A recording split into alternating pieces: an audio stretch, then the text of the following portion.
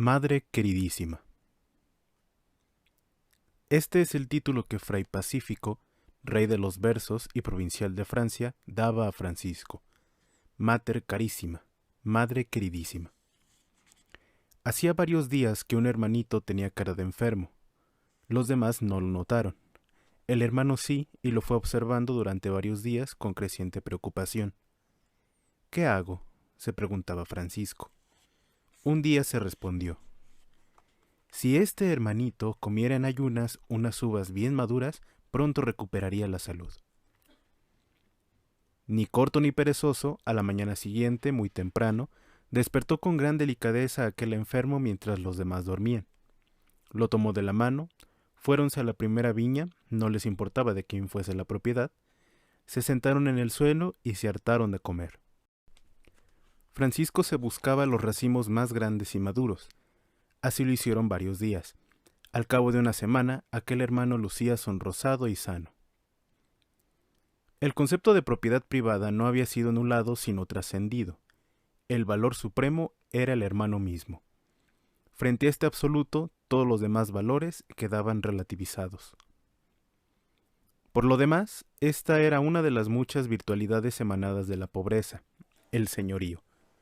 Francisco y sus compañeros no solamente proceden con un aire caballeresco y aristocrático, sino que dejan la impresión de sentirse señores y dueños del mundo. Los grandes misterios se conectan en sus raíces. El señorío de Jesús emana de su condición de siervo, según la catequesis primitiva. Consumado el hecho de la reverente sumisión a la muerte y muerte de cruz por obediencia al Padre, ipso facto se consuma también el señorío universal de Jesús, tanto arriba como abajo. En suma, el Señor nace del siervo. Por esta línea, el pobre de Asís, al renunciar a todo, se convierte en señor de todo. Porque nada tiene, se siente con derecho sobre todas las cosas cuando surge una necesidad humana. Señalando los horizontes del mundo, Francisco dirá a la dama pobreza: estos son nuestros claustros y propiedades. En suma, por ser pobre, es señor. En una ocasión, Francisco y León hicieron una larga caminata. Los dos estaban extenuados y Fray León, además, muerto de hambre. «Siéntate aquí, hijo mío», dijo Francisco a León. «Descansa». El hermano se salió del camino, se internó en el campo, se acercó a una viña, cortó los mejores racimos y se los trajo a Fray León. «Come», le dijo, «y mientras comes voy a traerte unos racimos más para el viaje». Y cuando Francisco estaba escogiendo a placer las mejores uvas, salió el dueño de la propiedad con un grueso palo en la mano y descargó unos buenos golpes en las espaldas de Francisco. Mientras regresaban a casa, los dos se reían de buena gana de la tragicómica peripecia. Francisco compuso un estribillo que se lo repetía de cuando en cuando a Fray León y decía así: el hermano León bien se ha regalado, el hermano Francisco bien lo ha pagado. Para León fue rica la comida, para Francisco fue dura la paliza. Y así regresaron a casa todos felices. Enterados los hermanos de lo sucedido, lo celebraron mucho. Francisco conocía las tentaciones y dudas de los hermanos y sufría más que ellos mismos. De noche, permanecía horas enteras pensando en las vicisitudes de cada uno. Se preocupaba si los veía preocupados. Quedaba feliz si los veía felices. «Guárdalos en tu seno», repetía constantemente al Señor, «no los sueltes de tus manos». Esta es la profunda y suprema pobreza, pensaba el hermano. Vivir como una madre, desprendido de sí y vuelto al otro. Francisco disponía de gran riqueza sensitiva por constitución congénita, es verdad. Pero si esa riqueza lo hubiera retenido amarrada en su interior, Francisco hubiera sido un hombre susceptible, hipersensible y egocéntrico en alto grado. La pobreza liberó esas riquezas. Para acordarse del otro, hay que olvidarse de sí mismo. No hay peor cosa que la instalación, pensaba el hermano. En el campo abierto, en la arena del combate, es donde el hombre se fortalece. Por eso Francisco no retenía por mucho tiempo a los hermanos. Muy pronto lo soltaba a los caminos abiertos del mundo porque sabía que sin batalla no hay fortaleza y que la madurez es fruto de muchas heridas. Pero cada partida y cada llegada era un espectáculo de belleza fraterna. De mil formas repiten los cronistas que en cada despedida se le desgarraba el alma más que una madre y no lo podía disimular. Los abrazaba con ternura y efusión y los entregaba en las manos de Dios. A veces, para despedirlos, iba acompañándolos durante varias leguas, con frecuencia con lágrimas en los ojos. En el tiempo en que los hermanos estaban ausentes, no hacía más que recordarlos nominalmente. ¿Cómo estará la salud de fulano? ¿Qué será del estado de ánimo de tal otro? ¿Cuándo volverán? Difícilmente se encontrará en el mundo una madre que suspire tanto por el retorno de un hijo como Francisco por los suyos. Cuando el grupito hacía su aparición en el horizonte lejano, los cronistas nos dicen que no hay forma de describir aquel reencuentro. Salía de la choza, caminaba velozmente a su encuentro, humedecidos los ojos, los abrazaba, los bendecía, los trataba de valientes caballeros, tomándolos de la mano los conducía hasta la choza, interrumpían el silencio, el trabajo y todas las observancias regulares y hacían una gran fiesta. Es difícil imaginar una familia tan feliz. Se puede amar así a un hijo, a un amante, a un amigo excepcional, pero para hacerlo con cada persona de una agrupación es necesario estar en pleno estado de Pascua. La pobreza es esa fuerza pascual. Igual que en una familia, los más débiles se llevaban las preferencias del hermano. Cuando los bienhechores traían algún manjar especial, el hermano lo reservaba exclusivamente para sus enfermos, no importando que fuese día de ayuno. En este caso, para que los enfermos no sintiesen escrúpulo de conciencia, él mismo, Francisco, comía primero con gran tranquilidad delante de ellos. No sentía ningún reparo en ir por las calles en tiempo de Cuaresma a pedir carne para sus enfermos, con extrañeza de las gentes. La fraternidad estaba por encima de todos los considerandos.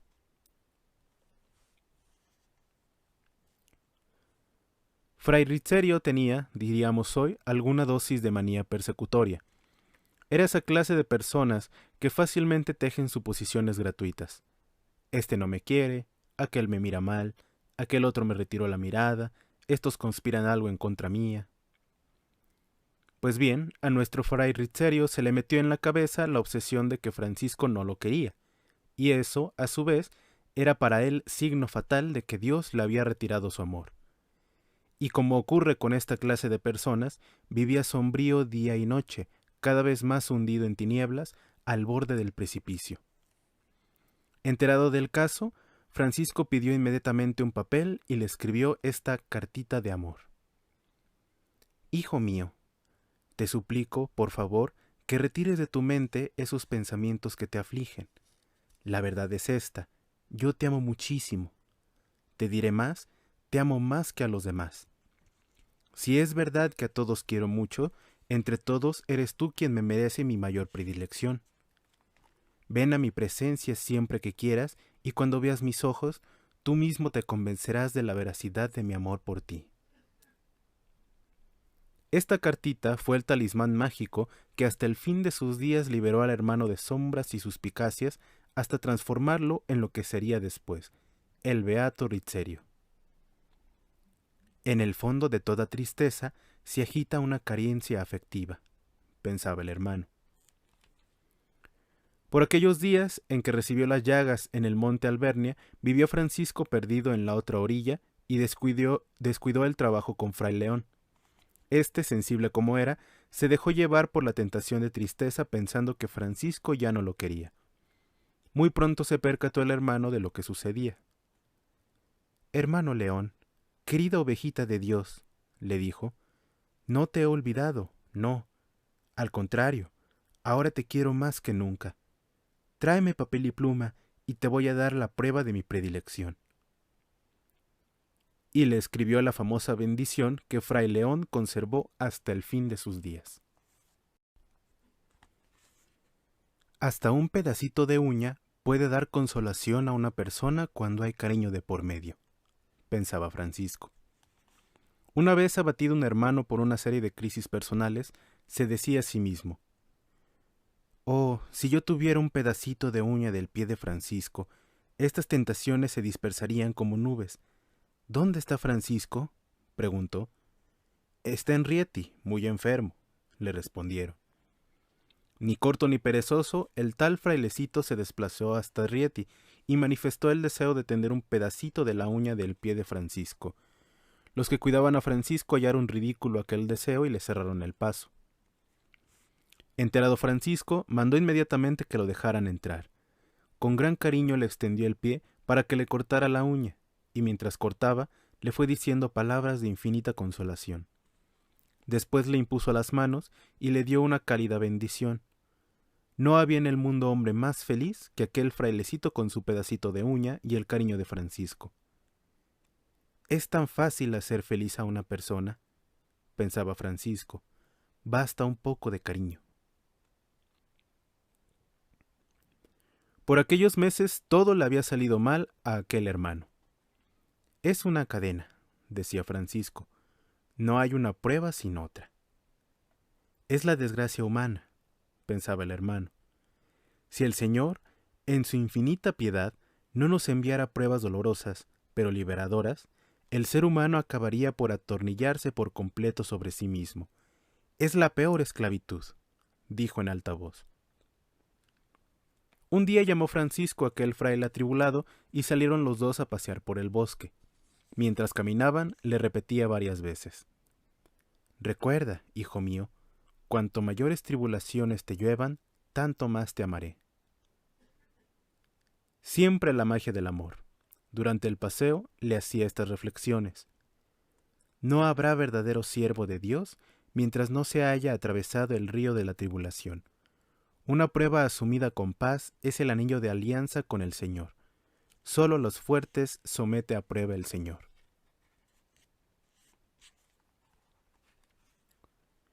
Francisco, en poco tiempo, había vivido mucho. Desde que el Señor le dio hermanos, no había salido de ese campo de batalla que llaman el trato humano. Y en ese campo había aprendido muchas cosas. Siempre vivimos sobre la cuerda floja tendida entre la fragilidad humana y el orden, pensaba el hermano. El orden exige el sometimiento de los díscolos. En ninguna sociedad el desorden puede campear a sus anchas, se fundiría la sociedad misma. No obstante, seguía pensando, la cuerda de la fragilidad, cuando se tensa demasiado, se rompe. ¿Qué hacer? Hay que salvaguardar el orden, decía. Es necesaria la corrección fraterna, la amonestación, alguna vez la velada amenaza, con tal de que todo eso se haga con paciencia y dulzura. Pero, ¿qué es más importante, el orden o el hermano? ¿Y si por asegurar el orden aplastamos al hermano? ¿Y si por respetar al hermano se desmorona el orden? No hay sociedad sin orden, pero ¿no es la sociedad para el hermano? Nunca, sin embargo, se perdió Francisco en esas lucubraciones.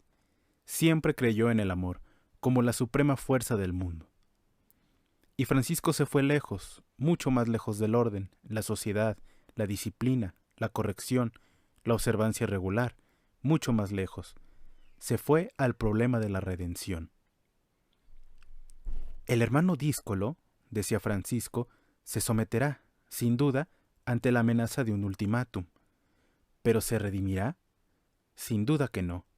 Al contrario, permanecerá resentido, sombrío, pertinaz. La vida le había enseñado que la corrección asegura el orden, pero que solo el amor redime. No se puede descuidar la corrección, pero es insustituible el amor. Habiendo buceado durante muchos años en las raíces humanas, había llegado a la conclusión de que en la base de toda rebeldía subyace un problema afectivo. Los difíciles son difíciles porque se sienten rechazados. Sabía, por otra parte, lo difícil que es amar a los no amables, y que no se les ama precisamente porque no son amables, y cuanto menos se les ama, menos amables son, y que si hay algo en el mundo que pueda sanar y elevar al díscolo, es el amor. Solo el amor salva, concluía siempre. En sus últimos años, cuando la fraternidad era numerosa y se presupone que ya había hermanos difíciles, Francisco lanzó la gran ofensiva del amor. A un ministro provincial que se le quejaba de la contumacía de algunos súbditos, le escribió esta carta de oro, verdadera carta magna de misericordia. Ama a los que te hacen esto. Ámalos precisamente en esto. Y en esto quiero conocer que amas al Señor y a mí, siervo suyo y tuyo, si procedes así. Que no haya en el mundo hermano que, por mucho que hubiere pecado, se aleje jamás de ti, después de haber contemplado tus ojos, sin haber obtenido tu misericordia, si es que la busca. Y si no la busca, pregúntale tú si la quiere. Y si 1000 veces volviere a pecar ante tus propios ojos, ámale más que a mí, para traerlo al Señor, y compadécete siempre de los tales. La casa madre. Un día, todos los hermanos estaban en oración en el tugurio de Ribotorto. Era al caer de la tarde. Llegó hasta la cabaña un rudo campesino llevando el cabestro un jumento, con intención de pernoctar allí. Cuando vio que el tugurio estaba ocupado, se sintió vivamente contrariado. Tratándose de una morada para transeúntes y pensando que los nuevos moradores pretendían instalarse ahí definitivamente, el burdo patán quiso hacer un acto afirmativo de su derecho, entrando atropelladamente en la choza con aire insolente. Comenzó a dar gritos groseros a su asno con intención de que los moradores se aplicasen a sí mismos aquellas palabras. Empujando al jumento, vociferaba: «¡Entra, entra! Vas a ver qué bien se está allí dentro». Francisco aguantaba sereno cualquier insulto, pero las groserías le dolían demasiado. Fue siempre tan sensible a la cortesía y a la descortesía. ¿Qué hacer? ¿Resistir? Somos unos pobres de Dios, pensó, y no tenemos derechos. La voluntad de Dios, que se manifiesta en la errante peregrinación de los astros, ¿no se manifestará también en los modales groseros de un bronco arriero?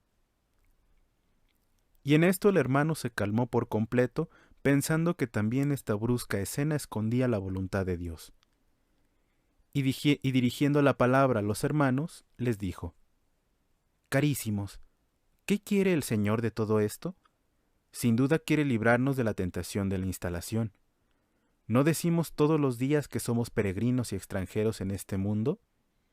Recordad, donde hay instalación hay seguridad, y donde hay seguridad no hay pobreza. Vámonos alegremente, hermanos. No tenemos nada en este mundo, salvo las manos misericordiosas del Altísimo, que nunca nos fallarán». Y sin más, abandonaron aquella morada, cuna de oro del franciscanismo. De todas maneras, más valía la libertad de la pobreza que la cuna de oro. Y al caer de la tarde, el grupo fraterno se encontró de nuevo errante y a la deriva, sin saber dónde dormirían aquella noche. Decidieron pernoctar en la Porciúncula.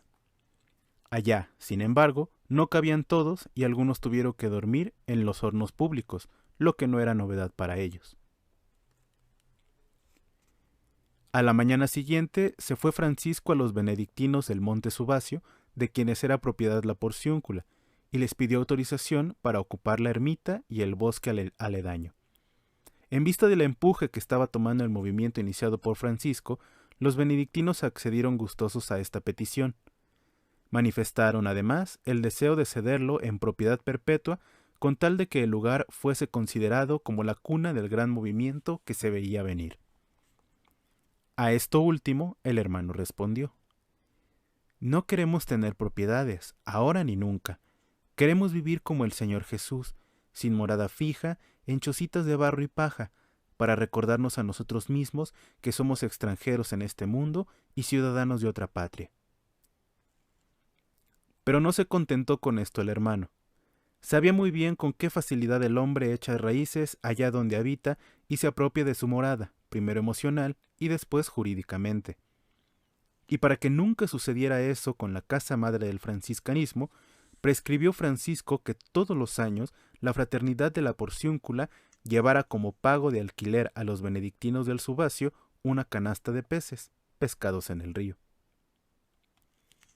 Y en los primeros días del verano, todos los años, ahí tenemos a los hermanitos de la Porciúncula enfrascados en las aguas del río Chiagio hasta llenar de peces pequeños el canastito. Después cubrían el recipiente de aromadas hojas del bosque y lo llevaban, con un cierto aire litúrgico, hasta el monasterio del Subacio. ¡Qué espectáculo! Había simplicidad y drama, como en todas las cosas del hermano. Era una protesta, no eran propietarios. Era una afirmación, eran pasajeros. A tal acto de cortesía, el abad correspondía enviando, en concepto de recibo, un cántaro de aceite a la fraternidad de la Porciúncula. Este intercambio perduró siglos hasta que fue destruida la abadía.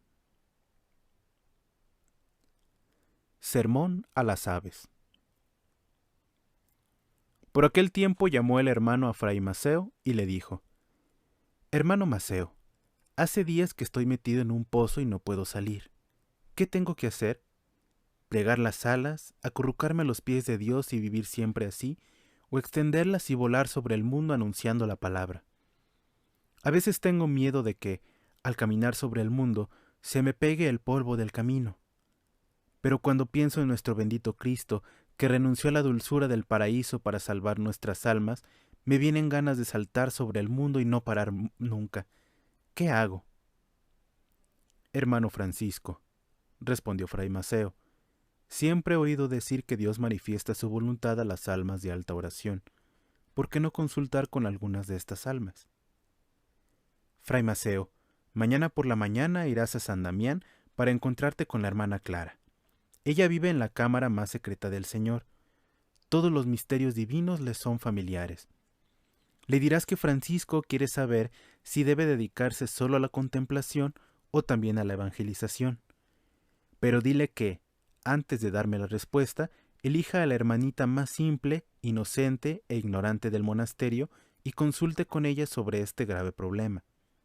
Después, querido Maceo, subirás por la garganta profunda del Subacio hasta las cárceles, donde nuestro hermano Rufino vive escondido en Dios, y le harás la misma consulta». Al día siguiente, antes de las primeras luces, salió fray Maceo cumpliendo el deseo del hermano en todos sus pormenores. Francisco, a su vez, pasó gran parte de la mañana suplicando al Señor que manifestara inequívocamente su voluntad. Pasaban las horas y Maceo no regresaba. En realidad necesitaba recorrer un largo trayecto. Francisco estaba impaciente por saber la respuesta de los dos grandes adoradores. Al filo del mediodía retornó fray Maceo. Al verlo, Francisco se alegró sobremanera. No le preguntó, sin embargo, por el resultado de la embajada. Primeramente le dio un gran abrazo. Después lo tomó de la mano y lo llevó a una de las chocitas donde le tenía preparada agua tibia. Le lavó los pies con reverencia y cariño. Después de secárselos, se los besó pausadamente. Luego le llevó a la choza grande, lo sentó a la mesa y le dio de comer aceitunas, higos secos, pan y agua fresca. Después lo tomó otra vez de la mano y lo llevó al bosque. Se internaron en la espesura profunda. Francisco se arrodilló delante de él como en una escena caballeresca. Se quitó la capucha con reverencia. Extendió los brazos en forma de cruz y en voz alta le preguntó: «¿Qué manda mi Señor Jesucristo?» «Tanto a la hermana Clara como a fray Rufino», respondió Maceo, «se les ha revelado que debes ir por el mundo pregonando el amor de Dios». Oída esta respuesta, una honda exultación se apoderó del pobre de Asís. Se levantó y, elevando los brazos, dijo: «En el nombre de Dios, en marcha». Y sin regresar a la ermita, se lanzó a campo otra vez en compañía de Ángel y Maceo en dirección a Spoleto. Arrastrados por el impulso del espíritu, ebrios de felicidad, pronto llegaron a un pueblecito llamado Canara. Allá se encontró con un grupito de personas y comenzó a hablarles del amor eterno, de la paz y de la pobreza. Pero una compacta e innumerable bandada de golondrinas y vencejos, con su chirriar y acrobacias, molestaban y no permitían escuchar con tranquilidad a Francisco.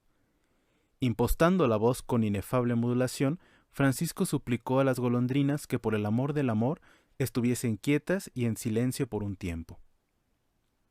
Así hicieron ellas, en vista de lo cual la gente quedó arrebatada y querían abandonar todas las cosas y seguir al hermano de Asís. Este les dijo: calmaos y no os precipitéis. Ya llegará la hora para vosotros, no os olvidaré. Aquella gente quedó sumamente consolada con estas palabras y el milagro de las golondrinas. Los hermanos se ausentaron de la aldea en dirección de otra aldea llamada Vevagna. Francisco iba vestido de fervor y alegría. Se sentía el hombre más dichoso de la tierra. A lo lejos, a la derecha del camino, se veían varios árboles de copa muy alta y de amplio diámetro. Francisco los fue contemplando con gran atención. Pero, al aproximarse a ellos, comenzó a oírse una vocinglería abigarrada y polifónica. El hermano abrió desmesuradamente los ojos y casi no podía creer lo que estaba viendo. Una muchedumbre casi infinita de pájaros de todo plumaje y tamaño ocupaba la espesura del bosque. «Hermanos», dijo Francisco a sus compañeros, «quedaos ahí. Es el Señor quien me ha preparado este original auditorio. También las aves entrarán en el paraíso. ¿Quién sabe si su corazón es un terreno bien preparado para producir el 100 por 1? Y pausadamente, casi sin tocar el suelo para no espantar las aves, se internó Francisco en el campo y, tomando cierta distancia, comenzó a predicar a los pájaros que estaban picoteando en el suelo. No se puede creer lo que sucedió. Los pájaros que estaban inquietos picoteando semillas invisibles, al escuchar la voz de Francisco, se aquietaron y, colocándose en semicírculo, permanecieron mirando a Francisco y escuchándolo. Este seguía hablándoles, y ¡oh prodigio! Saliendo desde la profusa enramada, bajaron al suelo millares de otras aves. Se colocaron delante de Francisco ordenadamente, delante las más pequeñas, en medio las de tamaño mediano y detrás las más grandes. Mientras duró el sermón, ninguna pió, ninguna picoteó en el suelo. Estuvieron quietas hasta que Francisco terminó el sermón.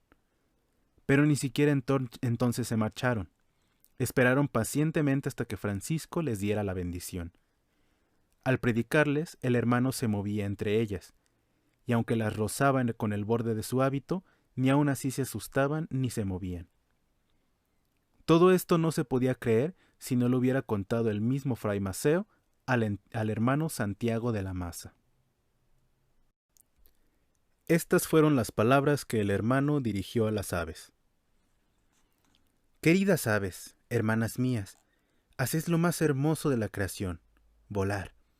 Los hijos de Dios por nada debemos sentir envidia, pero yo os confieso este pecado. Yo os envidio porque podéis volar. ¿Cómo me gustaría volar ahora mismo hasta el vértice de este árbol, hasta aquel risco inaccesible? Para vosotras nada hay inaccesible. ¡Qué hermoso panorama debe verse desde esas alturas! Vuestros cantos de oro, vuestros silbos sonoros, todo será poco para aclamar el amor y la sabiduría de nuestro Creador. Desde que aparece la luz hasta que desaparece, deben rasgar los aires anunciando que no existe otro todopoderoso sino vuestro Creador. Aunque nadie los escuche, llenad el mundo de las alabanzas del Señor. En su infinita inventiva, el Creador os ha investido de doble y triple plumaje, para preservaros del frío, para que no os quemen los rayos del sol y para que os encontréis bonitas. El Señor os ha dado plumas que no se mojan para que la lluvia os resbale y tenéis el poder de volar aún en medio del aguacero más torrencial. Vuestras plumas son del más variado colorido. Tenéis tonalidades que no se ven en nuestro arco iris: verde-negro, negro-azul, rojo-blanco, verde-amarillo. Sois muy vistosas, hermanas mías, aves. Todo es gracia de Dios. Vuestro padre tuvo gran cuidado de conservaros en el arca de Noé para que no desapareciera vuestra estirpe. Y cuando bajaron las aguas, fue una de vuestra raza la primera en salir del arca y averiguar si la tierra estaba habitable. Porque vosotras sois las únicas capaces de volar por encima de las aguas. Además, el Señor os ha dado ese cielo azul y ese espacio dilatado para agitar alegremente vuestras alas y cantar. Yo nunca os he visto tristes. Al contrario, siempre os veo felices. Sois las criaturas más privilegiadas de la creación. Todo es gracia de Dios. Además, vuestro Padre ha sembrado la tierra de manantiales y ríos en consideración a vosotras, para que podáis apagar la sed y bañaros en los días de gran calor. Ha edificado, además, montañas altas y valles espaciosos para que podáis habitar sin que nadie os moleste. Y el mayor invento de Dios y el mayor regalo para vosotras son los árboles. No os quiero hablar de sus cualidades porque vosotras las conocéis mejor que yo. Solamente os quiero advertir que si los árboles son tan altos, es para que podáis colocar vuestros nidos en las primaveras sin ningún peligro. De esta manera, los niños, a quienes tanto les gustan los nidos, no los pueden alcanzar y destruir. Todo es gracia de Dios. Finalmente, todos los días encontráis la comida preparada. El hombre tiene que salir al campo para sembrar en el invierno, en la primavera para escardar y en el verano para segar y cosechar. Y para vestirse, necesita construir innumerables fábricas y talleres de tejidos. Vosotras nada de esto. Saltáis del nido y el Padre os viste para toda la vida. Por lo demás, nunca se ha visto un pájaro morirse de hambre. Todo es gracia de Dios. Realmente, sois las criaturas predilectas del Altísimo Padre. Vuestro único pecado es el de la ingratitud.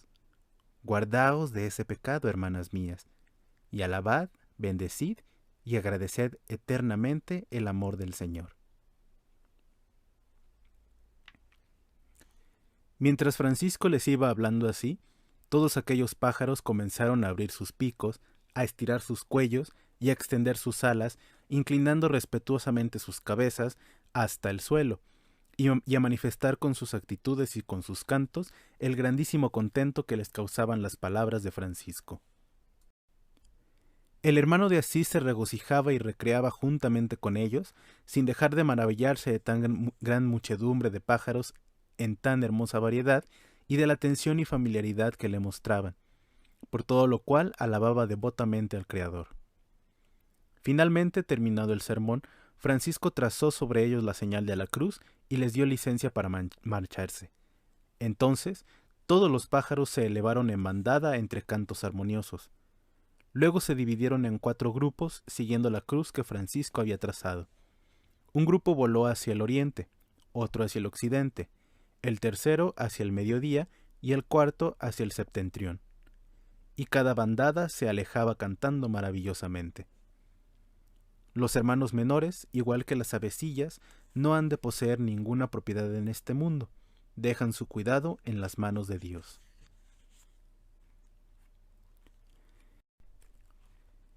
Los asaltantes de Monte Casale. A pocos kilómetros de Borgo San Sepolcro, subiendo una pendiente empinada, se llega a un lugar llamado Monte Casale. En el barranco había una roca saliente, speco, de dimensiones extraordinarias. Parecía el techo del mundo. Francisco buscaba siempre estos lugares para cultivar la amistad con Dios, porque los hermanos podían guarecerse contra el sol, la lluvia o la nieve, y además tenían muy cerca agua corriente. A un lado y encima del barranco construyó el hermano una choza con hierba seca, ramas y barro. Se llamaba Eremitorio de Monte Casale. Al frente de los ermitaños estaba el hermano Ángel Tarlati, que igual que su homónimo Ángel Tancredi, había sido caballero y hombre de armas en el mundo. Merodeaban por esos parajes solitarios 3 famosos bandoleros que se dedicaban a asaltar a los transeúntes. Al no tener a nadie que asaltar y muertos de hambre, se presentaron, con no muy buenas intenciones, en la choza de los hermanos. Al verlos, el antiguo soldado se encendió en ira, increpándoles. «Asesinos y holgazanes, no contentos con robar a la gente honrada, ¿ahora queréis engullir las pocas aceitunas que nos quedan? Tenéis edad para trabajar, ¿por qué no os contratáis como jornaleros?» Ante estas palabras los bandoleros parecían no inmutarse. Al contrario, su frialdad denotaba que persistían en sus aviesas intenciones. «Es bueno que sepáis», les dijo Fray Ángel amenazadoramente, «que soy un viejo soldado, y que más de una vez he partido de un tajo a canallas como vosotros.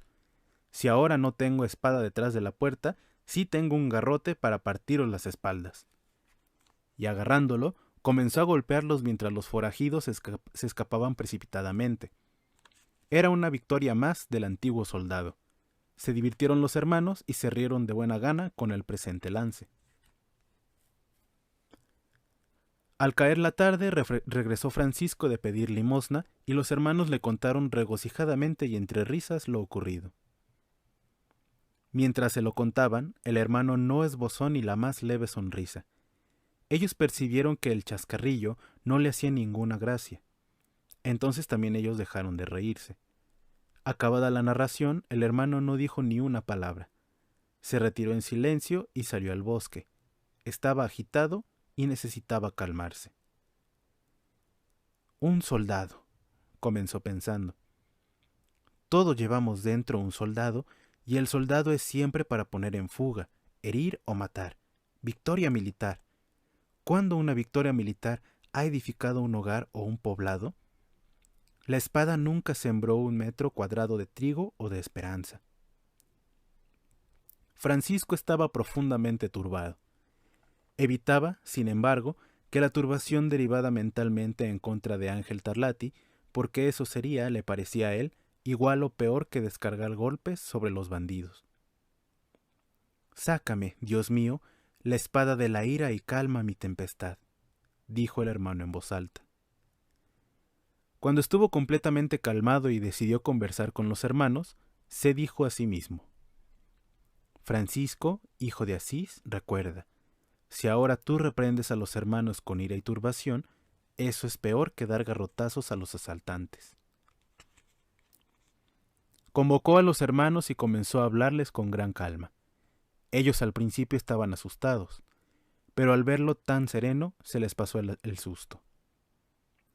«Siempre pienso», comenzó diciendo, «que si el ladrón del Calvario hubiese tenido un pedazo de pan cuando sintió hambre por primera vez, una túnica de lana cuando sintió frío, o un amigo cordial cuando por primera vez sintió la tentación, nunca hubiese hecho aquello por lo que lo crucificaron».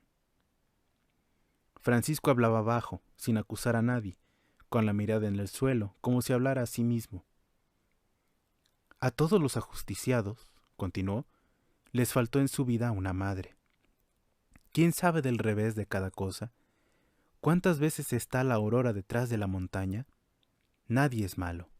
A lo sumo es frágil. Lo correcto sería decir, enfermo. Hemos prometido guardar el Santo Evangelio, y el Evangelio nos dice que hemos sido enviados para los enfermos, no para los sanos. ¿Enfermos de qué? De amor. He ahí el secreto. El bandolero es un enfermo de amor. Repartid un poco de pan y un poco de cariño por el mundo, y ya podéis clausurar todas las cárceles. Oh, el amor, fuego invencible, chispa divina, hijo inmortal del Dios inmortal. ¿Quién hay que resista al amor? ¿Cuáles son las vallas que no pueda saltar el amor y los males que no los pueda remediar? Aquí, Francisco entonó un himno encendido al amor, hijo de Dios. Y ahora, añadió despacio y bajando mucho la voz, yo mismo iré por esos contrafuertes cordilleranos en busca de los bandoleros para pedirles perdón y llevarles pan y cariño. Al oír estas palabras, se sobresaltó Fray Ángel. «Hermano Francisco, yo soy el culpable, yo soy quien debe ir». «Todos somos culpables, querido Ángel», respondió el hermano. «Pecamos en común, nos santificamos en común, nos salvamos en común». Fray Ángel se puso de rodillas, diciendo: «Por el amor del amor, permíteme, hermano Francisco, esta penitencia». Al oír estas palabras, Francisco se conmovió y le dijo: «Está bien, querido hermano, pero harás tal como te voy a indicar. Subirás y bajarás por las cumbres y hondonadas hasta encontrar a los bandoleros. No deben andar lejos. Cuando los divises les dirás: venid, hermanos bandoleros, venid a comer la comida que el hermano Francisco os preparó con tanto cariño. Si ellos distinguen paz en tus ojos, enseguida se te aproximarán. Tú entonces les suplicarás que se sienten en el suelo. Ellos te obedecerán sin duda. Entonces extenderás un mantel blanco sobre la tierra. Colocarás en el suelo este pan y este vino, estos huevos y este queso. Les servirás con sumo cariño y alta cortesía. Cuando ya estén hartos, les suplicarás de rodillas que no asalten a nadie. Y lo restante lo hará la infinita misericordia de Dios. Y así sucedió. Diariamente subían los exbandoleros al eremitorio cargando leña a hombros. Francisco les lavaba frecuentemente los pies y conversaba largamente con ellos. Una lenta y completa transformación se operó en ellos. ¿Por qué a ti? Por aquel tiempo, el hermano iba acompañado de Fray Maceo en sus salidas apostólicas. Era Fray Maceo uno de los hermanos más queridos de la primitiva fraternidad. Hombre de oración, figura gallarda y modales de alta cortesía. Los hermanos sabían que cuando Fray Maceo salía para pedir limosna, aquel día había una buena cosecha. Su trato agradable cautivaba y muy pronto se hacía querer. Por este tiempo el hermano de Asís era ya conocido y admirado en toda la Umbría y parte de la Toscana. No era raro que su paso por las aldeas fuera acompañado por el volteo de las campanas. Rápidamente se despoblaban los pueblos y acudían a verlo y escucharlo, y si era posible, tocarlo. Hacía muchos días que Fray Maceo estaba intrigado y no podía entender el motivo del arrastre popular de su compañero.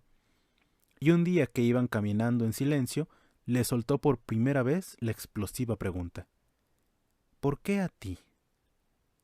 Francisco no entendió el alcance de la pregunta y continuó en silencio. Al cabo de un rato, con voz más elevada, le preguntó de nuevo: ¿por qué a ti, antes que cualquier otro? ¿Qué quieres decir con eso, hermano Maceo?, preguntó Francisco. Francisco de Asís, no entiendo nada. ¿Qué es lo que no entiendes, hermano Maceo? Mira, respondió, dentro de los cánones del mundo, tú, Francisco de Asís, no tienes motivo alguno para cautivar la atención popular. No eres hermoso, ¿por qué todos quieren verte? No eres elocuente, ¿por qué todos quieren oírte? No eres sabio, ¿por qué todos quieren consultarte? ¿Por qué, en suma, el mundo entero acude a ti cuando no tienes nada para cautivar? ¿Cuál es el secreto de tu fascinación? Al oír esto, Francisco se emocionó visiblemente. Sobre la faz de la tierra jamás se pronunciaron palabras tan sabias, dijo el hermano. Dime, Fray Maceo, ¿de dónde sacaste tanta sabiduría? ¿Quién te inspiró ideas tan certeras? Arrodillándose en el suelo, quiso besar los pies de Fray Maceo, pero éste no se lo permitió. Levantando los ojos al cielo, el hermano dijo: Gracias, Señor Altísimo, por haber revelado las grandes verdades a las almas transparentes. Y luego, dirigiendo la palabra a Fray Maceo, le respondió: ¿Quieres saber por qué vienen todos a mí? Te lo diré, para confundir. Oh, Fray Maceo, aquel Altísimo Señor, cuya sustancia es amor y misericordia, tiene 1000 ojos con los cuales penetra las concavidades del alma humana. Él ve lo que hay al otro lado de las cosas. No hay oscuridad que no sea la claridad para él. Pues bien, esos altísimos ojos han mirado a la redondez de la tierra y no han encontrado criatura más incapaz, inútil, ignorante y ridícula que yo. Justamente por eso me escogió a mí, para que se patentizara ante la faz del mundo que el único magnífico es el Señor. Si Francisco de Asís tuviera una espléndida figura, una elocuencia arrebatadora, prolongada preparación en las aulas de Bolonia y hasta sabiduría como los ángeles, la gente diría: es su belleza, es su sabiduría, es su elocuencia. Pero al no tener nada de eso, las gentes forzosamente tienen que concluir: es el Señor. Fray Maceo, continuó el hermano, ¿recuerdas la bendita Madre de Dios, la Virgen María? Ella dijo: tengo maravillas, pero no son mías, por ser yo poca cosa. Dijo aquella sublime mujer. Me escogió a mí para evidenciar que el maravilloso es el Señor. ¿Que por qué me escogió a mí? ¿Cómo te lo diré, hermano Maceo? Te repito, para confundir, hermano, para confundir, para que se sepa, para que quede evidente y estridente a la vista del mundo entero que no salvan la sabiduría, la preparación y los carismas personales, y que el único que salva, redime y resucita es Dios mismo, para que se sepa que no hay otro todopoderoso, no hay otro Dios sino el Señor. En suma, me escogió a mí para confundir la nobleza y la grandeza y la fortaleza y la hermosura y la sabiduría del mundo. El que estaba realmente confundido era Fray Maceo.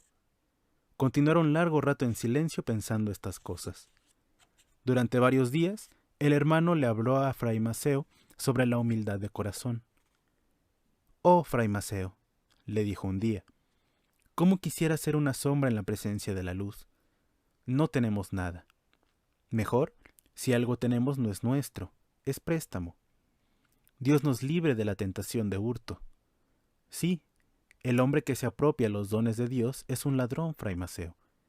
El hermano que se envanece de sus cualidades, que no son suyas, es un vulgar ladrón.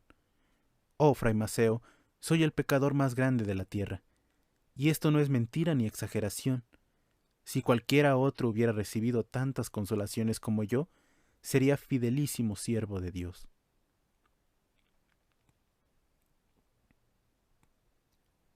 Clara de nombre. Pocos secretos han sido tan celosamente custodiados entre mujeres como el de aquel día.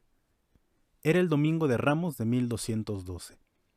Clara, la noble Patricia, hija de Sifi, tuvo aquel día un capricho incomprensible para su madre y sus dos hermanas. Sin que nadie adivinara la causa, quiso engalanarse con el traje más vistoso de su ajuar.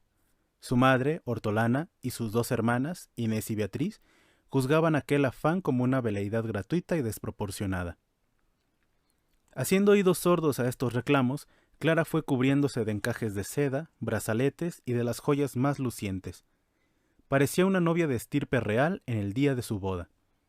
Y así las cuatro damas se dirigieron hacia la catedral de San Rufino en medio del alegre repiqueteo de campanas, abatiendo las miradas de los transeúntes. Era la despedida solemne, el último adiós. Nadie lo sabía, salvo su prima Buona y quizá don Guido. El templo rezumaba fragancia de laurel, de palmeras y ramos de olivo. Comenzó la ceremonia, y en el momento en que la muchedumbre avanzó hacia el presbiterio para recibir los ramos bendecidos, Clara quedó paralizada en su asiento en el fondo del templo. No se daba cuenta de dónde estaba ni de lo que sucedía a su alrededor. Se hallaba en el ápice de la lucha, trenzada consigo misma en el asalto final, entregarse o retroceder, hoy o nunca. Con su vida demostró ser una mujer resuelta, y si algún distintivo sobresaliente hay en su personalidad, es su fortaleza en la fidelidad. Es difícil encontrar un ejemplar tan alto de la mujer fuerte de la Biblia. El paso a dar era un salto mortal en el vacío. 18 años había vivido en la cálida intimidad de una familia opulenta, junto a excelentes padres y entre 5 cariñosos hermanos. Era una muchacha resplandeciente, llena de encantos y atractivos, admirada, casi adorada por todo Asís. En un abrir y cerrar de ojos se le venía al suelo este castillo de ensueño. No se le escapaba que su inminente plan atraería la repulsa de la ciudad y que en el mejor de los casos nadie lo comprendería, o al menos nadie lo aceptaría. Lo más admirable y terrible era la soledad completa en que había incubado la decisión y habría de consumar la ejecución. Casi tenía aires de conspiración. Personalidad poderosa y resuelta. Clara jugaba en esos minutos al todo o nada. No es, pues, de extrañar su estado de piedra en el fondo de la iglesia de San Rufino. Hubo en ese momento un episodio extraordinario. El obispo Guido salió del presbiterio, avanzó por la nave central, llegó a la altura donde Clara lloraba y con gran simpatía le entregó un ramo de olivo en medio de la sorpresa general. Sin duda, Dios aceptaba la ofrenda de Clara. La predilección del obispo era la señal. Clara ya no sufrió más. Salió del templo rodeada de familiares. Allá dentro quedaban para siempre las vacilaciones, esfumadas como incienso de oro ante el Señor. Todo estaba decidido, la suerte echada. Clara estaba tranquila. Dejó correr el día como si nada hubiera sucedido o hubiera de suceder. Participó de la fiesta familiar. Atendió con cortesía y cariño a los numerosos huéspedes. La fuga nocturna. Fue cayendo la tarde. Una por una se apagaron las voces y las luces. Clara, antes de retirarse a su habitación, se despidió como de costumbre de sus hermanas y de su madre. Para ellas era un rito normal cotidiano. Para Clara era el último adiós. El silencio envolvió el mundo. Como única reina quedaba la noche. Era la hora propicia para la conspiración. La literatura exaltó 1000 veces a las mujeres que arriesgaron su vida por el elegido de su corazón o se eliminaron de la vida por un amor imposible. La historia está llena de amantes que hicieron proezas audaces.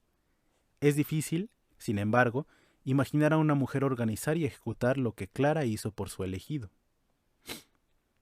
Detallistas como buenas mujeres, Clara y su prima tuvieron que tener presentes 1000 obstáculos y solucionarlos de antemano. Era difícil salir de la casa castillo sin producir ruidos sospechosos.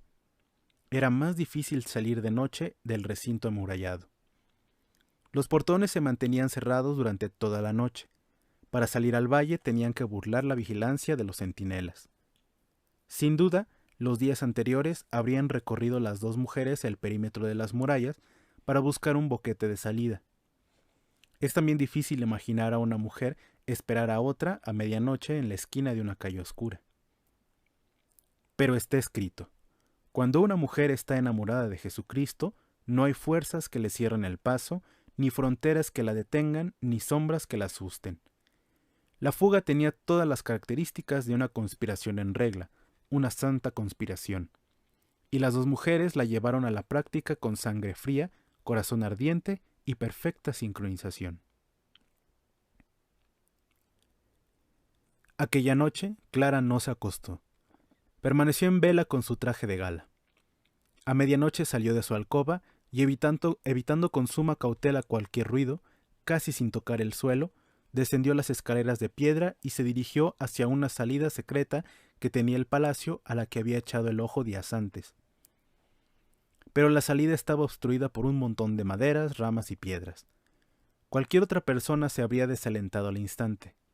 Ella, en cambio, con tenacidad y paciencia comenzó a remover los obstáculos, uno por uno, en la oscuridad de la noche. Solamente con pensar en Jesús le nacían energías indomables. Con fría tenacidad acabó por remover la última madera, apareciendo por fin la vieja puerta. Corrió el cerrojo con gran cuidado para evitar los crujidos y por fin se encontró en la calle. Pronto se unió con su prima Buona Gelfucci, que la esperaba en una esquina. Todo estaba saliendo según el plan premeditado. Bendito sea el Señor. Como dos sombras veloces se deslizaron por las calles silenciosas y pronto alcanzaron aquel boquete abierto en las murallas que habían descubierto días atrás. Bajaron por las escarpadas pendientes evitando que rodaran piedras a fin de no despertar sospechas en dirección del valle. ¿Dos fugitivas? ¿Dos conspiradoras? ¿Dos desterradas? No. 2 caminantes en busca de una patria mejor, en busca de la libertad total. Clara emprendía la vida solitaria y áspera de los grandes elegidos de la historia, camino de riesgo, soledad e incertidumbre. Pero lo hacía sin miedo, con la alegre audacia de los enamorados. Era una noche fría y estrellada en los últimos días del invierno del año 1212. El cielo de Clara estaba también lleno de estrellas. Alianza eterna.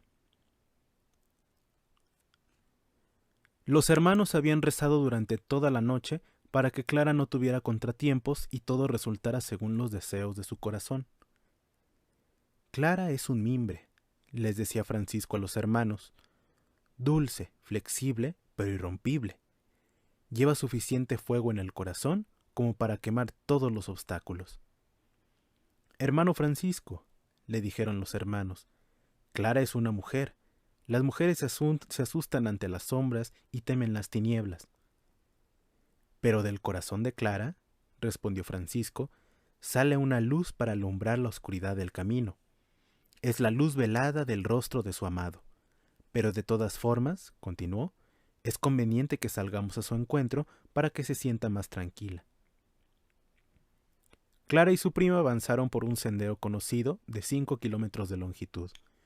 Pronto divisaron a lo lejos unas luces. Eran Francisco y los hermanos. Estos habían tomado unos leños secos del bosque, les prendieron fuego y con ellos en alto a modo de antorchas salieron al encuentro de Clara. Desde la profundidad oscura de la noche fue lentamente emergiendo a la luz de las antorchas ante los ojos deslumbrados de los hermanos la figura blanca y esbelta y radiante de Clara. Francisco se adelantó sonriente entre los hermanos sonrientes a su encuentro para decirle: «Bienvenida, valiente prometida del Rey inmortal». Clara sonrió. Se sentía feliz. El miedo había pasado. Los deseos se habían colmado. En medio de dos filas de antorchas sobre el fondo oscuro de medianoche, la clara figura avanzó entre cánticos de alegría en dirección de la ermita. Posiblemente, nunca en la historia del espíritu se vio semejante cortejo nupcial. Estaba escrito que en la vida de Francisco todo tendría aire de romance y fantasía. Clara avanzó hasta el altar de la ermita. Se arrodilló ante el cuadro bizantino de la Virgen. Los hermanos quedaron de pie con las antorchas en alto. Francisco, puesto en pie frente al público, habló así: «Es una noche de bodas, hermana Clara, noche clara como tu nombre. Se han plegado las alas del mundo y abierto las alas de tu espíritu para abrazar al prometido.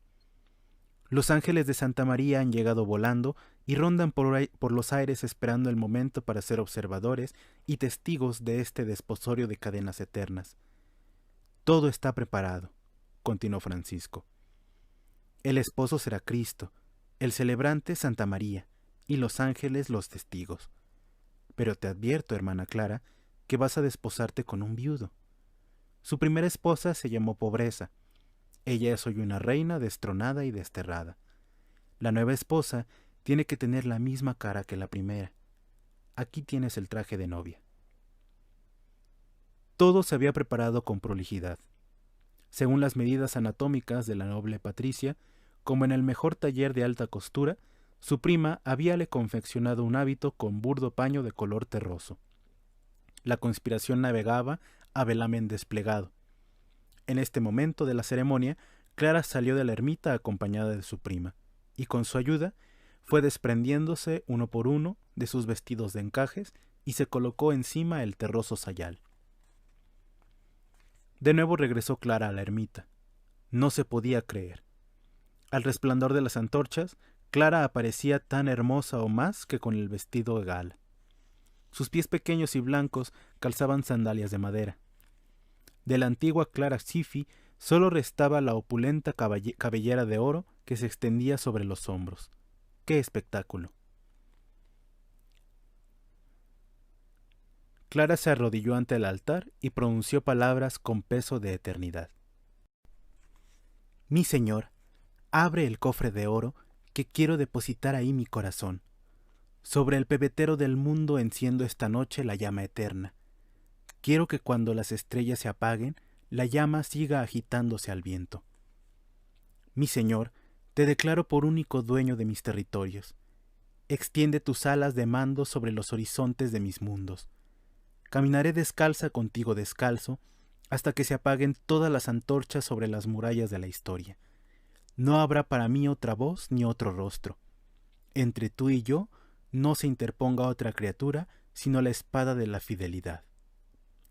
Soy joven, sé pocas cosas de la vida. Me han hablado de otoños. Yo sé que en tus hemisferios no hay otoños. Me han dicho que el amor está amenazado de muerte por el virus del tedio y la rutina. Hasta me han hablado de deserción y desamor, cosas que yo nunca imaginaba. Yo bien sé que en tus campanarios nunca se arría la bandera de la fidelidad y que guardarás cuidadosamente el tesoro de mi vida en tu cofre de oro hasta la caída de la tarde. Y extendiendo los brazos, añadió: Mi Señor Jesucristo, pon tu sello sobre mis palabras y acepta con agrado mi consagración. Francisco no pudo contenerse. Vertía lágrimas tranquilas. Los hermanos sollozaban. Clara se mantuvo extraordinariamente serena. Lloraba también Buona Gelfucci. Sin mediar palabra, según el ritual convenido, Francisco tomó unas toscas tijeras y se aproximó a la desposada. Tomaba un manojo de cabello y le daba un corte. después otro manojo y otro corte. El hermano lo hacía con delicadeza, casi con reverencia. Parecía sentir pena de destrozar aquella criatura de oro que era la cabellera de Clara. Cada manojo cortado lo depositaba sobre el altar. Después colocó un velo blanco sobre su cabeza con visible reverencia. Encima superpuso otro velo negro.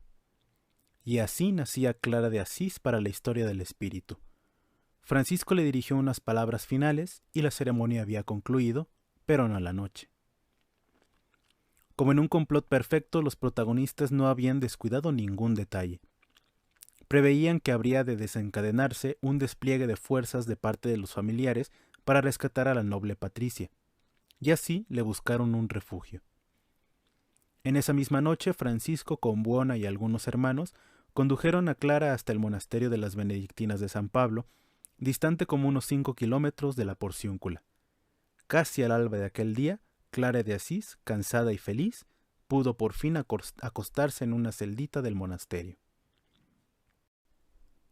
Habían sido 24 horas vertiginosas. La memoria de la joven bullía de recuerdos recientes. En su imaginación, los acontecimientos se precipitaban, se superponían, se confundían entre las olas de las emociones. Las vacilaciones, los temores y los sustos, todo se había acabado. Los riesgos se habían superado felizmente. La santa conspiración había tenido pleno éxito. Loado sea Dios.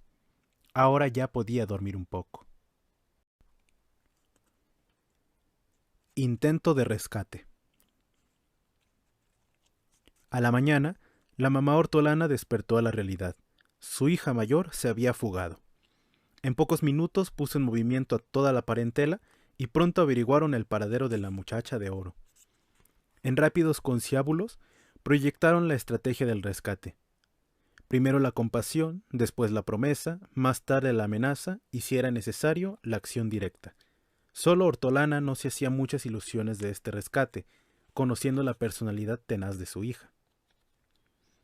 Llegó pues el ejército de rescate compuesto de familiares y vecinos a la portería del monasterio. Clara ya esperaba este asalto y estaba anímicamente preparada. Los recibió con naturalidad no exenta de dulzura. Ellos comenzaron a contarle el estupor que causó la noticia en todo Asís, el disgusto de todos los parientes, las lágrimas de Hortolana. Era una indignidad. La muchacha más brillante de la ciudad se había cubierto de harapos y emprendía una existencia vagabunda absolutamente carente de rumbo. En este primer round, la noble Patricia recibió impávida los golpes. Ni siquiera se inmutó. En vista de este fracaso, los familiares pasaron al segundo asalto. Aparentando calma, le dijeron que si deseaba llevar una vida completamente dedicada a Dios, le ofrecían toda clase de facilidades. No le insistirían más sobre el matrimonio, le dejarían el tiempo libre que necesitara para la atención de los leprosos. Clara aceptó agradecida estas ofertas, añadiendo que su suerte estaba sellada. Había tanta serenidad en su voz que los familiares, exasperados, pasaron a la fase de la amenaza. Levantando la voz, le dijeron que sus planes eran caprichos ridículos, que ella era un baldón para la familia más aristocrática de la ciudad, que eso no lo podían tolerar y lo iban a cortar por las buenas o por las malas. En la medida en que sus amenazas crecían en fuerza, en la misma medida crecía Clara en serenidad.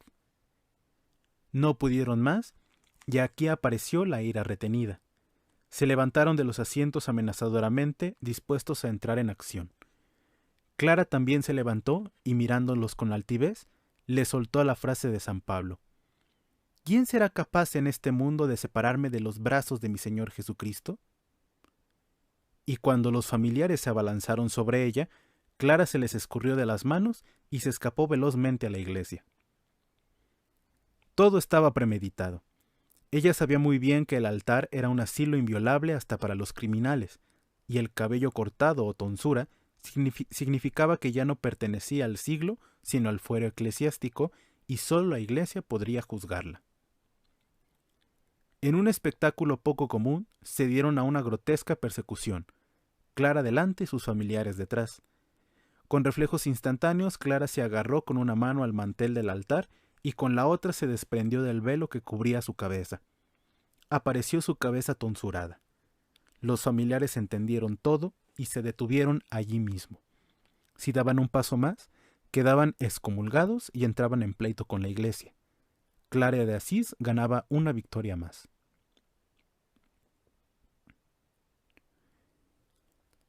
El hermano de Asís planeaba como águila para defender a la Virgen de Asís en sus primeros intentos de vuelo. Enterado de lo sucedido, temiendo que los familiares intentaran otro asalto más audaz sobre la indefensa muchacha, el hermano buscó y encontró otro refugio más seguro. Era el monasterio de las benedictinas de Sant'Angelo di Panzo, situado en la vertiente meridional del monte Subasio. El monasterio estaba rodeado de gruesas murallas y de sólidas puertas de madera con dispositivo de doble enrejado.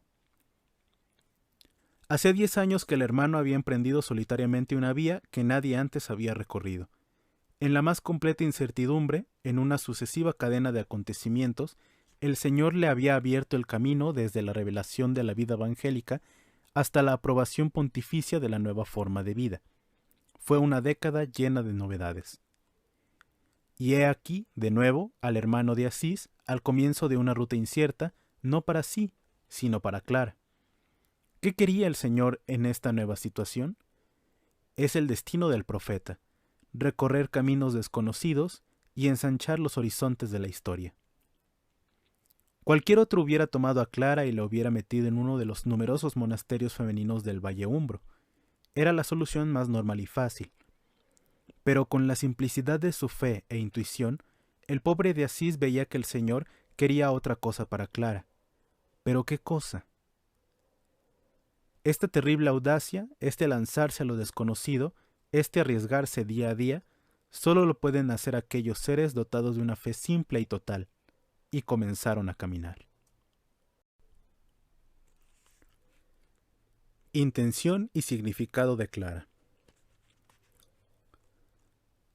Al parecer, el primer intento de Clara fue compartir el estilo de vida iniciado por Francisco, viviendo en casas pobres, sirviendo a los leprosos y probablemente haciendo vida itinerante al estilo apostólico. En octubre de 1216, Jacobo de Vitry, en una carta escrita a los canónigos de Lyon, se expresa en tales términos que parece establecer similitud y paralelismo entre la vida de los hermanos y las clarisas. Dice así: tuve el consuelo de ver a numerosos hombres y mujeres que dejan sus bienes y salen al mundo por el amor de Cristo. Les llaman hermanos menores y hermanas menores.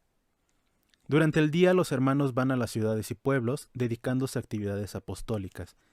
De noche vuelven a sus ermitas o se retiran a la soledad para dedicarse a la contemplación.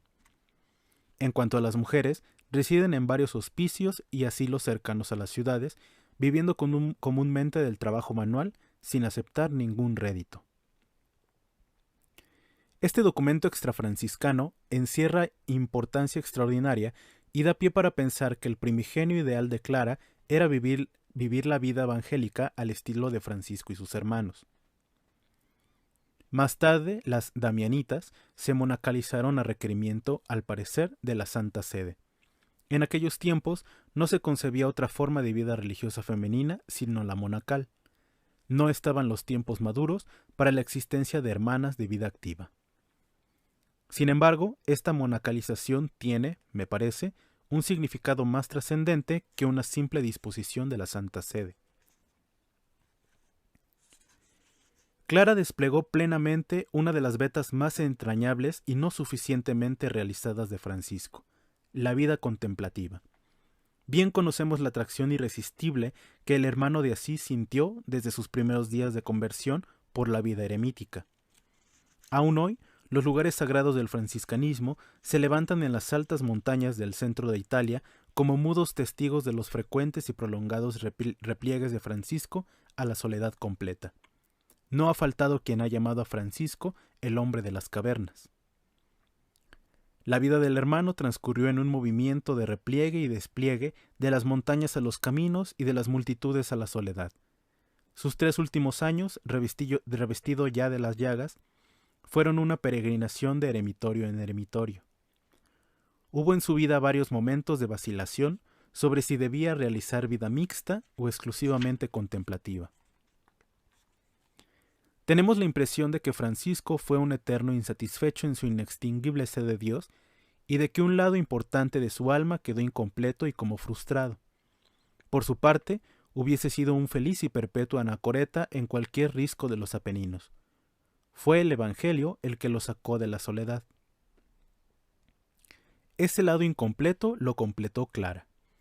Me atrevo a decir que Clara, con su encierro contemplativo, llevó a la plenitud los sueños más profundos, el inconsciente más añorado, el rincón más florido y favorito del alma de Francisco. El ansia nunca saciada de contemplar el rostro del Señor y de dedicarse exclusivamente a cultivar el deseo de Dios. Sin Clara, el franciscanismo sería como una planta sin flor, una partitura sin melodía. Adorar. Ese fue el único sueño de Francisco. Lo demás era accesorio. 1000 veces les dijo a los hermanos: limpiad a los leprosos, trabajad con los campesinos o pescadores, meteos entre los remeros o enterradores, actuad donde queráis o como queráis, con tal de que el trabajo no mate el espíritu de oración y devoción. Adorar. He ahí la tarea primordial: proclamar la primacía de Dios. La suprema adoración es el holocausto. En los viejos tiempos había sacrificios y holocaustos. En el sacrificio, la res era inmolada y ofrecida a Dios, pero su carne era aprovechada por los levitas y servidores del templo. En los holocaustos, en cambio, después de ser inmolados los terneros, eran luego quemados por completo o incinerados. De esta manera, aquella sabrosa carne no era aprovechada por nadie. Esta inutilidad era la expresión más alta de adoración porque patentizaba la supremacía de Dios, esto es, que Dios, por sí mismo, merece que se le dedique cualquier bien sin otra utilidad. Este es el significado de Clara en San Damián. No hace catequesis, no sirve a los leprosos, no predica la palabra ni enseña en los centros docentes. Es una vida inútil, inservible. Precisamente por eso, su vida contemplativa es la más alta adoración porque demuestra que Dios es tan grande que vale la pena que se le entregue la vida, que la existencia se queme completamente sin otro provecho en su honor. Clara fue, entre las paredes de San Damián, como un cirio que se consumió sin utilidad práctica alguna. Su vida transcurrió sin hacer nada, salvo adorar. Su existencia fue tan inútil como el incienso que se quema o el adorno que realza la belleza de alguien. En suma, Clara realizó el sueño dorado del alma de Francisco: adorar. Inés. En el monasterio de Sant'Angelo di Panzo vivió Clara de Asís durante algunas semanas. Casi todos los días recibía la visita de su hermana Inés. Esta era una encantadora muchacha de 15 años. Así como Clara, también Inés traía en su natural una notable sensibilidad divina. Después de la fuga de su hermana, los familiares depositaron en Inés los sueños para una descendencia y muy pronto la prometieron en matrimonio. «Querida Inés», le decía su hermana, «no me he equivocado. No hay vino que embriague tanto como mi Señor. Es preferible vivir un día en los atrios del Señor que un milenio ahí fuera. La juventud es viento que pasa. La belleza se disipa como el humo. El amor envejece como el vestido. La vida se acaba como un suspiro. Aquí no queda nada. Oh, hermana mía, si probaras un poco la altura y la anchura del amor del Señor, te aseguro que no hay mares que contengan tanta consolación. Inés, hermana mía, necesitamos un esposo al que no alcancen la vejez ni la muerte». Clara vivía la luna de miel. Necesitaba una confidente para depositar sus ardientes vivencias místicas. Los fuegos de su corazón prendieron rápidamente en el corazón de la sensible Inés. Después de 7 entrevistas, también Inés se fugó del palacio de los Ifi y pidió a Clara que la protegiera, escondiéndola en un lugar seguro, porque sin duda habría de producirse una nueva persecución. No se equivocaron. De nuevo se formó un pelotón de rescate en toda regla. La familia Sifi encargó a su pariente Monaldo, militar de profesión, que armara un comando de rescate para recuperar a cualquier precio a la hija menor. Monaldo era un tipo de armas tomar y atropellador. Llegado con un piquete de soldados a las puertas del monasterio, llamó a la portería. mandó que abrieran la puerta, pero viendo que las benedictinas se resistían a hacerlo, violentó a empujones con sus soldados la puerta de entrada. Derribada ésta, irrumpieron con las espadas en alto en el interior del monasterio. Al encontrarse frente a los aceros afilados, las benedictinas, asustadas, prometieron entregar a la prófuga. E invadiendo el recinto monástico, los soldados llegaron hasta el aposento donde estaba la muchacha y la conminaron a regresar a casa. Con la misma altivez que su hermana, Inés rechazó la conminación. El comando traía la consigna de tratarla con aparente brutalidad a fin de amedrentarla. Así pues se abalanzaron sobre ella en medio de una vociferación salvaje. La agarraron del cabello y a empellones la arrastraron hasta la puerta de salida, resistiéndose ella valientemente. Ni Clara ni las benedictinas podían hacer nada frente a aquellos bárbaros forajidos. Los soldados de Monaldo la seguían arrastrando. Consiguieron sacarla del recinto monástico y la bajaban a viva fuerza por una pendiente pedregosa. Los cabellos del adolescente habrían sido arrancados a puñados y sus vestidos desgarrados al ser arrastrada por el suelo. De repente quedó la muchacha más pesada que el plomo, sin que los 12 soldados pudieran moverla. Estos se asustaron y abandonaron el intento. Monaldo, enloquecido de furia, pretendió darle un golpe y al alzar el brazo, éste quedó paralizado en el aire con un dolor agudísimo. En ese momento apareció Clara saliendo del claustro, dispuesta a jugarse hasta la muerte a favor de su hermana. Enfrentándose con ellos y mirándolos a la cara, les dijo: «Miserables y cobardes, ¿no tenéis miedo al veredicto de Dios? ¿No veis el milagro patente? Ni vosotros ni un batallón entero sería capaz de remover a esta criatura». Ellos se fueron cabizbajos a la ciudad. Clara tomó cariñosamente el cuerpo herido de su hermanita y la introdujo en el monasterio. Las dos estaban vivamente emocionadas al ver la intervención prodigiosa de Dios. Durante varios días la curó con sal y vinagre y con hierbas medicinales. Al informarse Francisco de lo sucedido, vino hasta el monasterio. Felicitó a Inés por su valentía y le impuso el velo y el santo hábito. Después de unos años, estando ya las dos hermanas instaladas en San Damián, se les agregó la tercera hermana, Beatriz, sin oposición familiar. Mucho más tarde, la mamá hortolana, una vez viuda, ingresó también como Clarisa en San Damián junto a sus 3 hijas. De esta manera, aquella madre, que había infundido tan viva fe en sus hijas, acabó por realizar el sueño de su juventud, interrumpido por el matrimonio, de dedicarse por completo a Dios. Forma de vida. Las 2 hermanas asiladas en el monasterio benedictino no podían permanecer indefinidamente allí. ¿Pero qué quería de ellas el Señor? La voluntad de Dios se manifiesta a través de los acontecimientos. No había otro camino que echarse a andar saltando de lo imprevisible a lo imprevisible. Francisco consiguió para ellas una morada estable. Los benedictinos del Monte Subasio ofrecieron la ermita de San Damián, restaurada por las propias manos de Francisco. Allá se instalaron las 2 hermanas. Más tarde llegaron otras damas para compartir su género de vida. Al principio se las llamó damianitas, por el lugar en que residían. Más tarde, Clara las llamaba hermanas pobres, como una réplica del nombre de los hermanos menores. Francisco, sin embargo, por ese aire de caballerosidad con que le gustaba revestir todo, las llamaba damas pobres. Mucho más tarde, cuando se fundaron monasterios en todos los países, se les llamó clarisas, por el nombre de su fundadora. Cuando las hermanas fueron muchas, Clara pidió a Francisco que la ayudara a organizar la vida con una forma de vida que fuera el trasvasamiento de los ideales franciscanos a la situación claustral. Fue la pobreza la originalidad de las clarisas entre los institutos monásticos. Las damas que ingresaban tenían que desprenderse de sus bienes y dárselos a los pobres. Esta cláusula tan simple era una tremenda novedad en las costumbres de aquellos tiempos en que muchas veces las princesas, una vez religiosas, conservaban sus grandes haciendas. El monasterio no acepta ningún bien de las candidatas. Gran revolución en los esquemas de vida monástica. La comunidad monástica vivía del trabajo de sus manos. Si esto no alcanzaba para el sustento, podían acudir a la limosna. La innovación más importante, sin embargo, casi una revolución, habría de venir en la regla que escribió Clara un año antes de su muerte y se refería a la fraternidad. En ella acabó Clara con la verticalidad de la autoridad poniendo en las bases del origen y el uso del poder.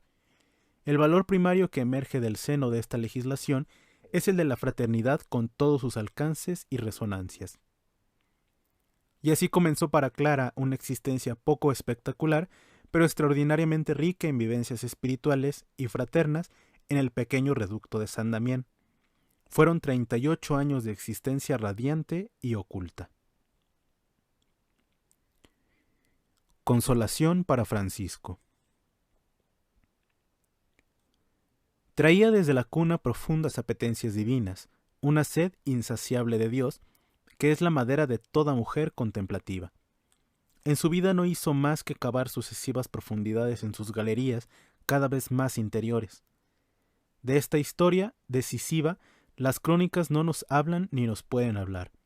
Solo sabemos que al pronunciar el nombre de Jesús le fallaban las fuerzas y era transportada a otra región. Mantuvo a lo largo de su vida un empaque aristocrático sin que ello amenguara su cordialidad. A lo largo de sus 38 años de clausura, demostró tener entrañas de madre, ternura de mujer y corazón franciscano. Todas las noches pasaba varias veces por los dormitorios cubriendo como una mamá a las hermanas que estaban semidestapadas. Si a la hora de maitines alguna hermana no había despertado, dicen las crónicas que era un espectáculo de delicadeza el modo de despertarlas con cariño y finura. Traía en su constitución personal algo que le faltaba a Francisco. No se sabría cómo decir, era algo así como una extraña ecuanimidad, una serenidad casi invulnerable. Francisco, en cambio, por ser impresionable, fácilmente se dejaba abatir y en estos momentos aquella fortaleza femenina de Clara constituía para él un precioso refugio.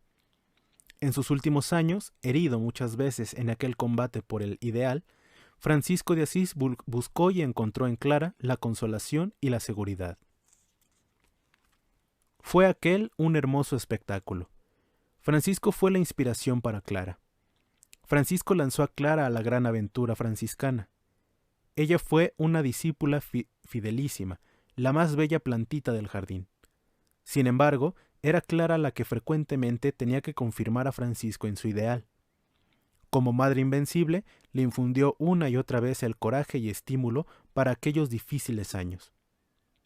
En su conjunto, Clara se nos aparece como una personalidad definida y encantadora, casi cautivadora.